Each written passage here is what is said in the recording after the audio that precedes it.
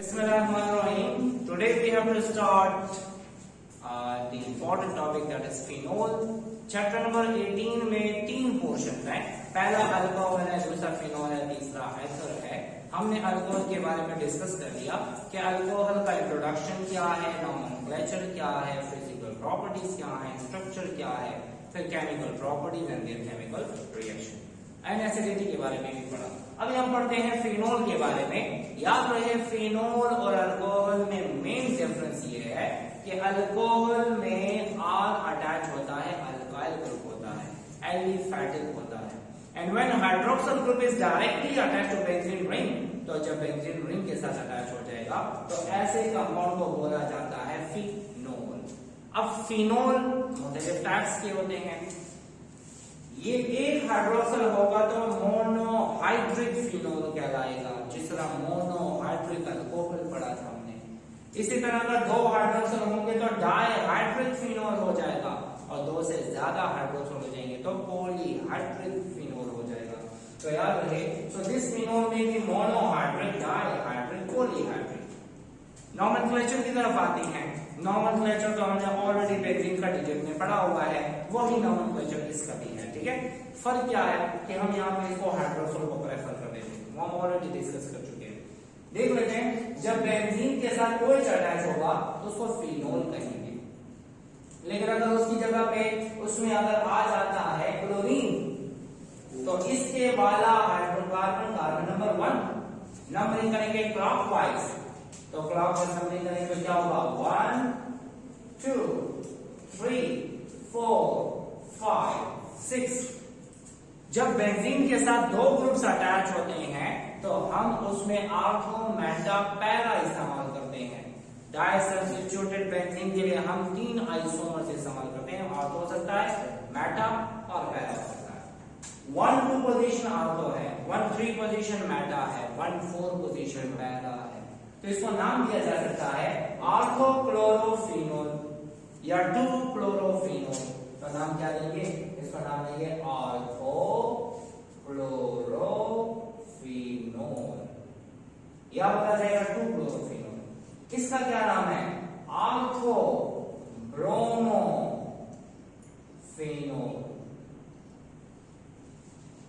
और एक हाइड्रोक्सिल ये मिथाइल है.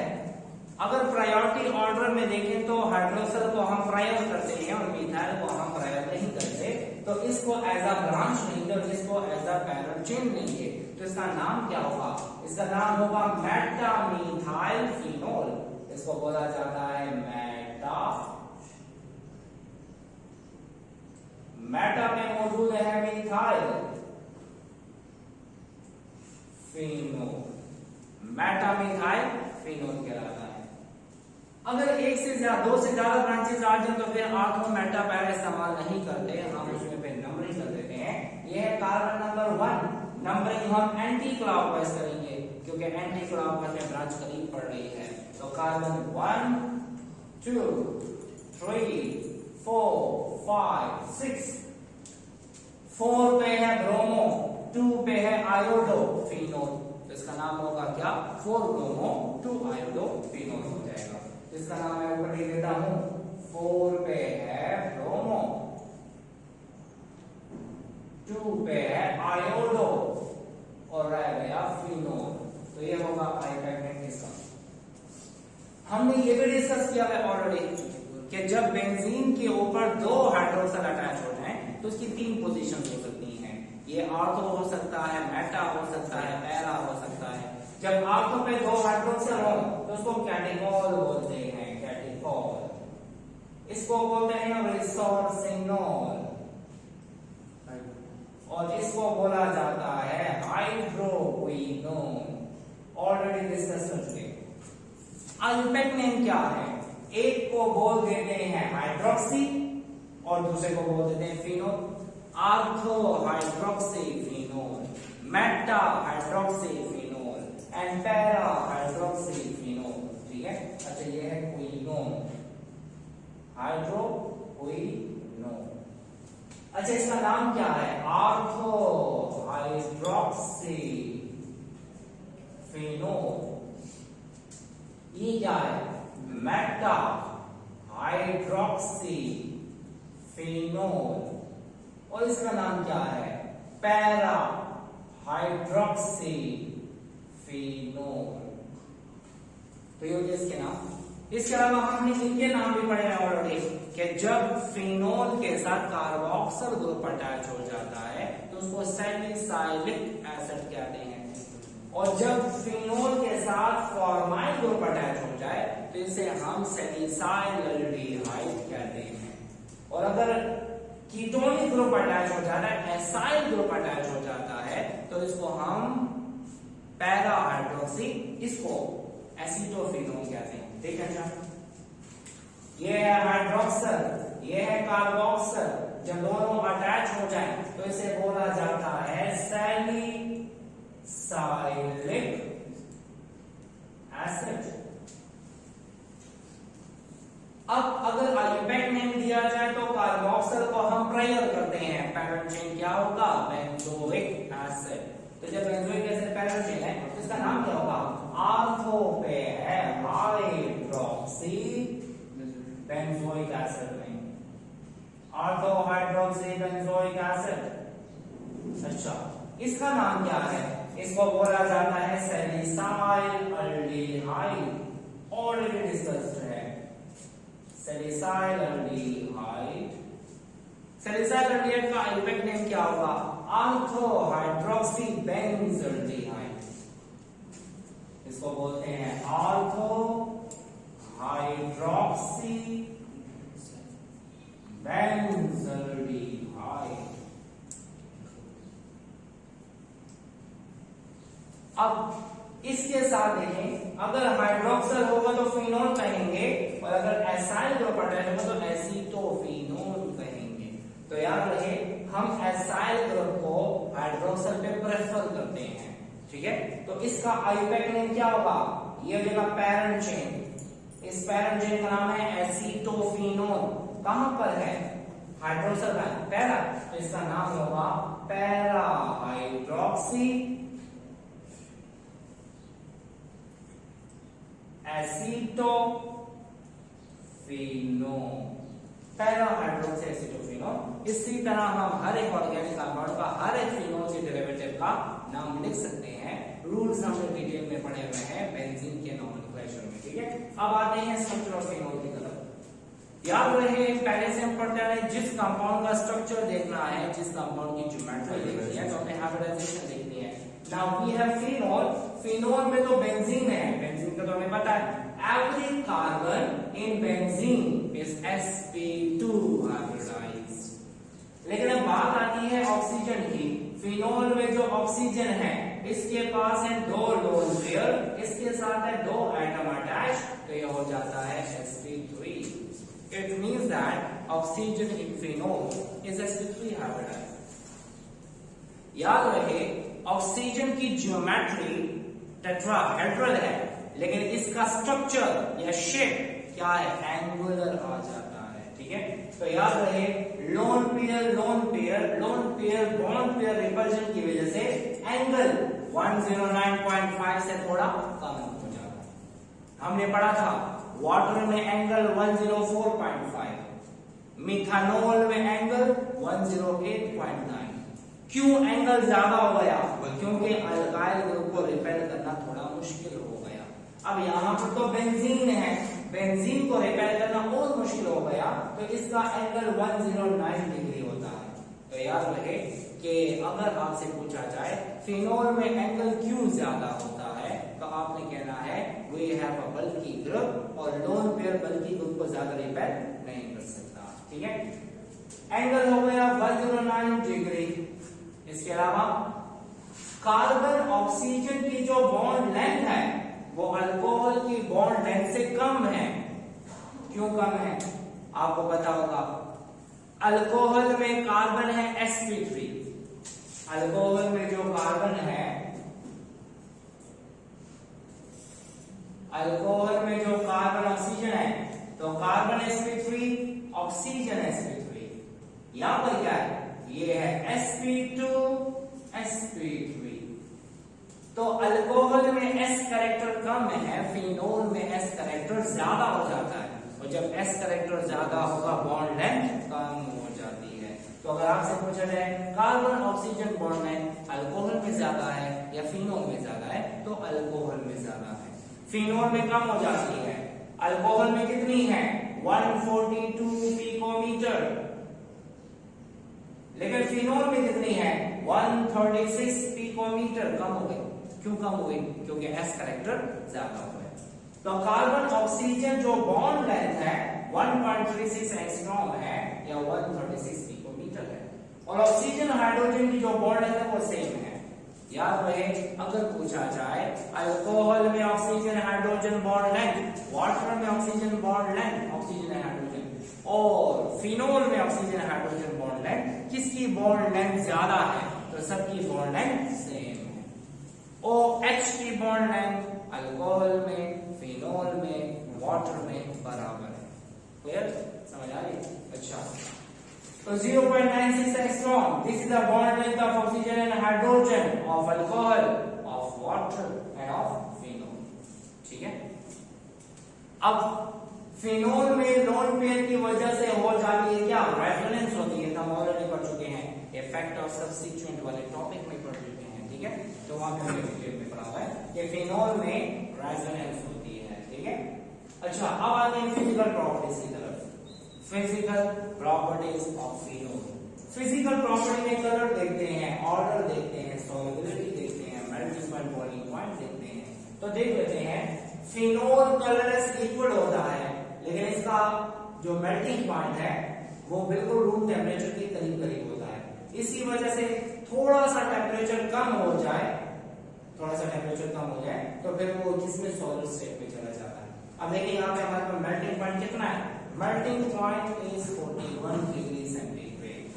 ठीक है, हमारे यहाँ पर टेम्परेचर कितना होता है? 25 डिग्री सेंटीग्रेड होता है। ठीक है, रूम टेम्परेचर। अगर रूम टेम्परेचर 25 है और इसका मेल्टिंग पॉइंट 41 है, तो मतलब फिनोल सॉलिड स्टेट में होता है, जिसको थोड़ा सा टेम्परेचर दे तो मेल्ट हो जाता है, तो इसे कहते हैं लो मेल्टिंग सॉलिड। और अगर टेम्परेचर 40 से ज्यादा है तो फिर तो लिक्विड होगा। कभी कभी हमारे यहाँ पर टेम्परेचर 42 भी हो जाता है, 44 भी हो जाता है। तो जब टेम्परेचर ज्यादा होगा तो ऐसे टेम्परेचर पे किस स्टेट में होगा? लिक्विड स्टेट में होगा। तो इसे कहा जाता है कि this is a colourless liquid और low melting solid. Low melting का मतलब थोड़ा सा टेम्परेचर दे तो मेल्ट हो जाता है। ठीक है, इसके अलावा इसकी स्मेल बहुत कैरेक्टरिस्टिक होती है। कैरेक्टरिस्टिक का मतलब अगर आंखें बंद कर दी जाए और फिनोल को, या पहले एक बार स्मेल कर ली जाए फिनोल को, या जैसे हम देखते हैं अगर आंखें बंद हो, इंक हमारे नाक के पास खुलेगा है, जो हमें स्मेल आ जाती है, हम कहते हैं इंक है। तो कैसे हम उसकी स्मेल से उसको पहचाना? तो जो चीज किसी उसी स्मेल से पहचाना जाए तो ऐसी स्मेल को बोलते हैं कैरेक्टरिस्टिक स्मेल। ठीक है, तो फिनोल की भी जो ऑर्डर है या स्मेल है वो कैरेक्टरिस्टिक है, जिससे हम उसको पहचान सकते हैं। ठीक है, इसके अलावा अगर आपको कोई कहे कि अल्कोहल मतलब हेक्सानोल और फिनोल दोनों में 6 कार्बन है, तो किसका बॉइलिंग पॉइंट ज्यादा होगा?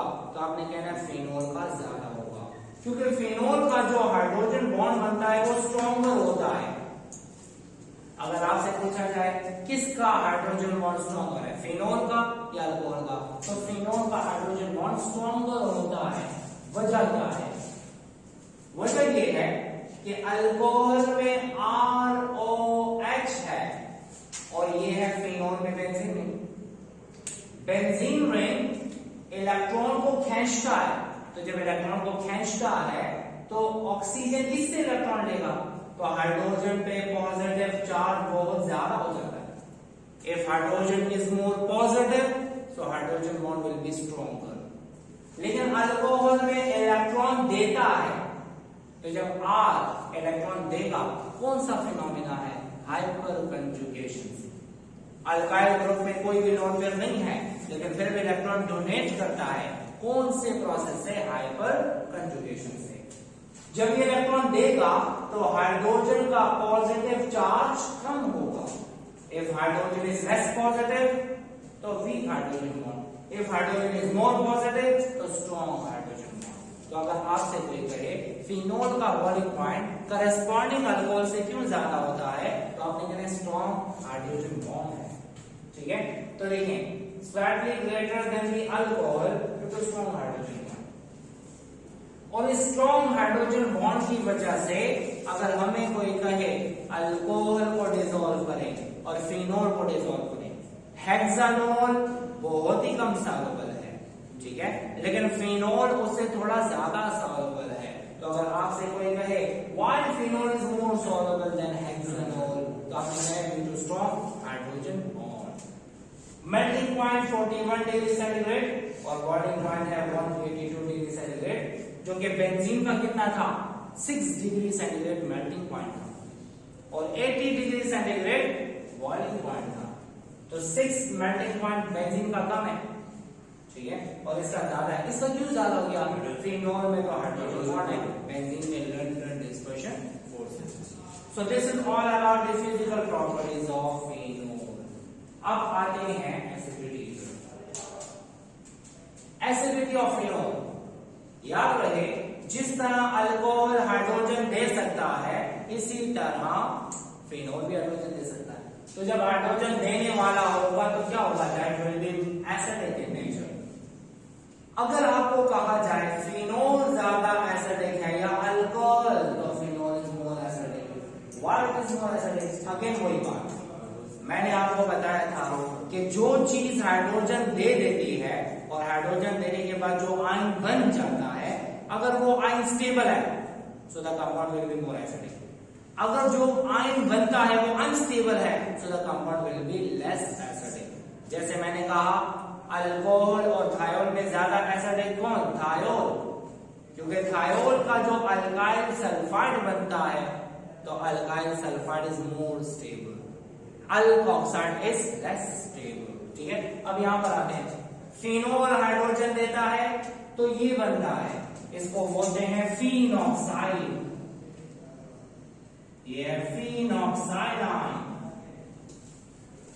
इथेनॉल से बनता है इथॉक्साइड आयन, ये है वाटर।